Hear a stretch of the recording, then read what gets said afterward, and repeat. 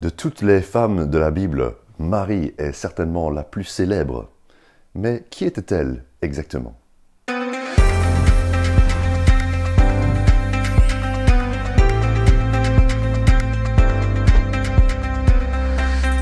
Pendant cette série de mini-méditations du mercredi, nous allons écouter attentivement la Bible pour nous renseigner sur les femmes de la Bible.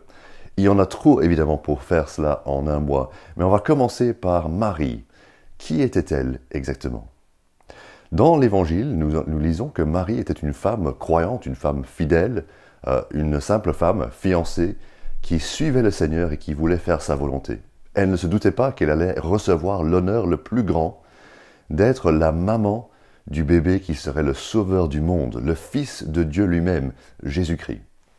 Marie, lorsqu'elle entend cela, est vraiment absolument épatée.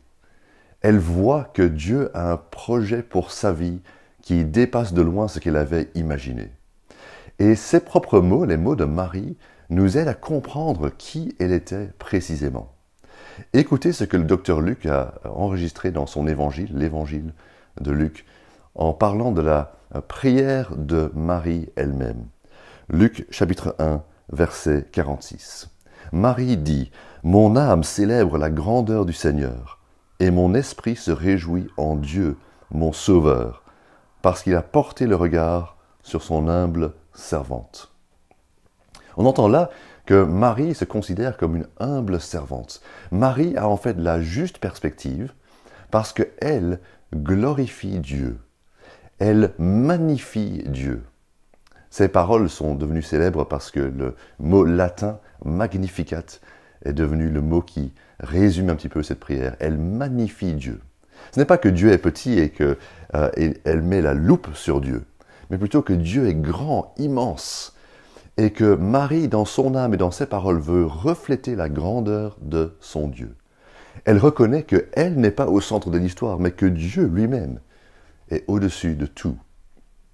Il doit être glorifié, il doit être reconnu comme étant grand, saint, puissant, juste, infiniment bon et sage. Il est au-dessus de tout. Au-dessus, bien sûr, de Marie, et donc elle reconnaît la grandeur de Dieu. Ensuite, son esprit se réjouit en Dieu, son Sauveur.